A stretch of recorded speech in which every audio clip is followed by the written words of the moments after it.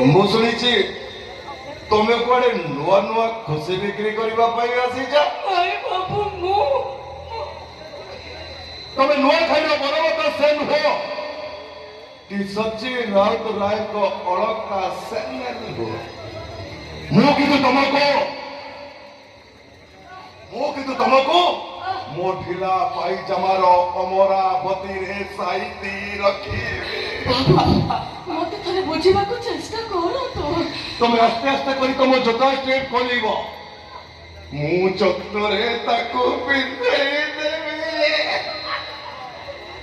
ବାବୁ ଆପଣ ଯାହା ଭାବୁଛନ୍ତି ମୁଁ ସେଇଆ ନୁହେଁ। Good, very good. ମୁଁ ତାକୁ ଯାହା ଭାବିଥିଲି ସେ ସେଇଆ ନଥିଲା।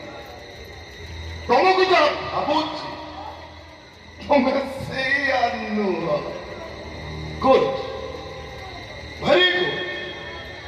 ଏକରେ ଏକ ଗୁଣିଲେ ଏକ, ଏକ ଏକ ହରିଲେ ବି ଏକ, ଏକରେ ଏକ ମିଶେଇଲେ କେମିତି ଏକ ହୁଏ ସେଇଟା ମୁଁ ତମକୁ ଶିଖେଇ ଦେବି। ଆରେ ଆସ, ଅନ୍ଧାରରେ ତମ ଆଖିର ପେଟ୍ରୋ ମାର୍କ୍ସରେ ମତେ ଆଲୋକିତ କର, ଆଲୋକିତ କର।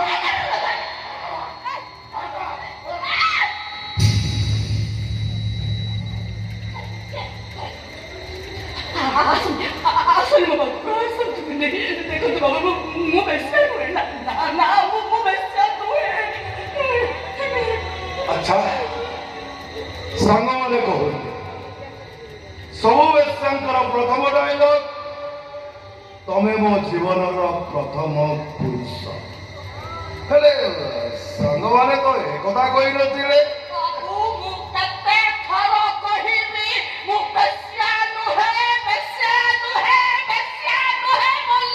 ମୁଁ ନାଟ୍ୟକାର ନୁହେଁ, ଔପନ୍ୟାସିକ ନୁହେଁ, କାଳ୍ପିକ ନୁହେଁ କି କବି ନୁହେଁ ଯେ ତମ କଥା ଶୁଣି ମୁଁ ଗପ ଲେଖିବି।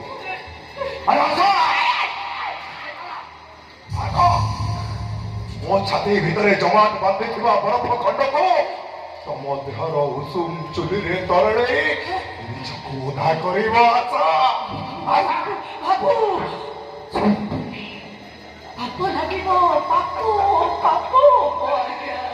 আরে যে বিনা পাপরে অভিশপ্ত পাপ করে জীবনকে রঙিন করিবারে ক্ষতি করা।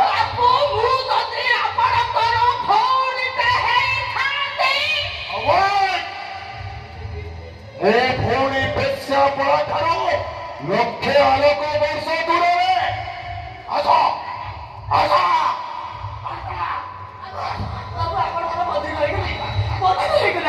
ବଧିର ମୁଁ କିଛି ଶୋଇପାରୁନି। ବଧିର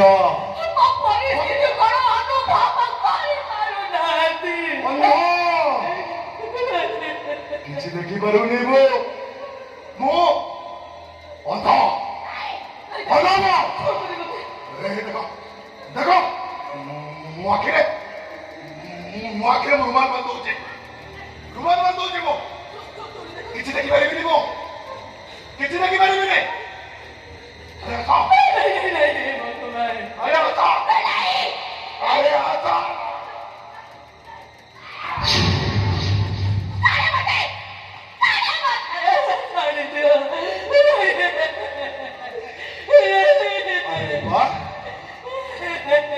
ସୁନା ଝିଅ ମୋ ଜାଣିବାରେ ସବୁ ଝିଅ ପ୍ରଥମେ ନା ଆଉ ପରେ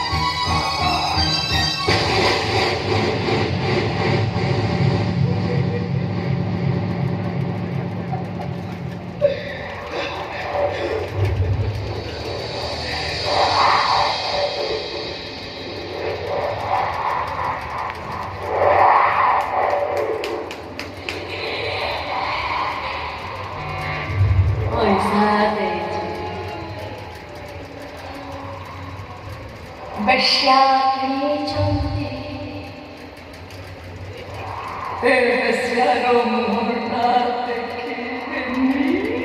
ହଁ ଦେଖିବି ମୁଁ ଦେଖିବି। ନୂଆ ନୂଆ କରି ଖୁସି ବାଣ୍ଟିବାକୁ ଆସିତେ ବେଶ୍ୟାଟା ସୁନ୍ଦରୀ ସୁନ୍ଦରୀ। ହଁ ଦେଖିବି ମୁଁ ଦେଖିବି। ଆରେ ଆସ ଆସ ଆରେ ଆସ।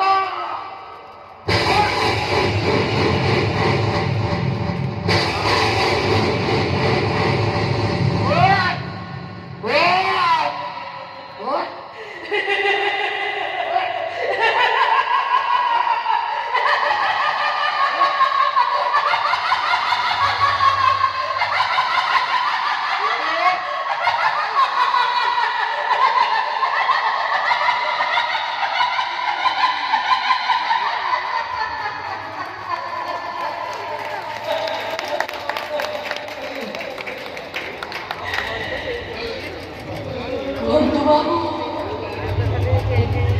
ବେଶ୍ୟାଟା ଆପଣଙ୍କର ପସନ୍ଦ କି ନାହିଁ?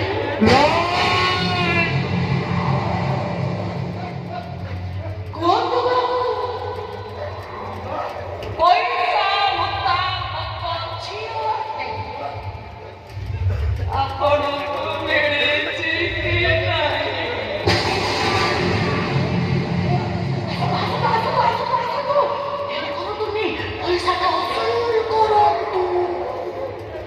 ଆପଣଙ୍କର ଆଉ କିଏ ଆସିବେ?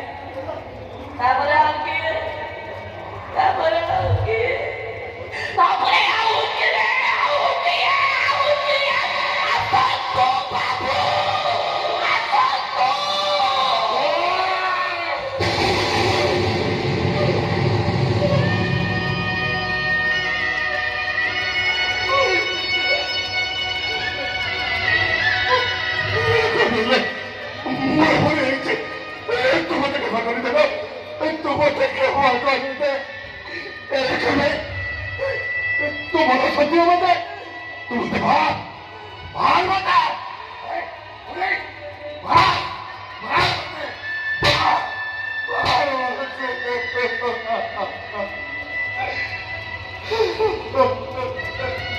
କାହାକୁ ମାରିବି?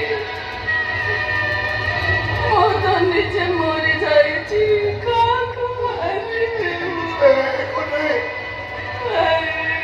ତୁ ଏମିତି କଣ କରୁଛୁ? ତୁ ଏଠି କେମିତି ଆସିଲୁ? ଯାହାକୁ ମୋ ଭାଇଟା ନିଜ ଦେହରୁ କିଡନୀ ବିକ୍ରି କରିକି ତା ସହିତ ମତେ ବାହା ଦେଇଥିଲା। ମୋର ସ୍ୱାମୀ ମତେ ଆଣି ଏଇଠି ଛାଡ଼ିକି ଯାଇଛି। 25 ଲକ୍ଷ ଟଙ୍କା ବଦଳରେ ମତେ ଏଇ ନର୍କପୁରୀରେ ବିକିକି ଯାଇଛି। ସ୍ୱାମୀ ନା ସୈତାନ? ସ୍ୱାମୀ ହିଁ ସ୍ତ୍ରୀ କି? ଛି ଛି ଛି। ଏ ଭାଇ ଭାଇ, ସେ ମତେ ଏମିତି କାମ କରିଛନ୍ତି, ତୁ ତାଙ୍କ ନାଁ ଶୁଣିଲେ ଖାଲି ଏମିତି ଥରି ଗଲ। ଭାଇ, ସତ କଥା ଜାଣିଛୁ ନା? ମୋ ଚତୁର୍ଥୀ ରାତି ଦିନ ମୋ ସ୍ୱାମୀ ଆଉ ତା ସାଙ୍ଗ କୃଷ୍ଣା ମିଶିକି ଗୋଟେ ଝିଅକୁ ବଳାତ୍କାର କରିକି ମାରିଦେଲେ। କପିଳା ଭାଇ ଦେଖିଥିଲା। ସେ ଝିଅକୁ ଜଙ୍ଗଲରୁ ତୋରମର ଅବସ୍ଥାରେ ପାଇକି ତାକୁ ମେଡିକାଲ ନେଇ ଯାଇଥିଲା। ସେ ଝିଅଟା ସେ ମେଡିକାଲରେ ମରିଗଲା ଲୋ ଭାଇ। ସେ ଝିଅଟା ଆଉ କେହି ନୁହେଁ ଲୋ, ମୋ କାହାଣୀ ଭାଉଜର ଭଉଣୀ। ଗଳ୍ପ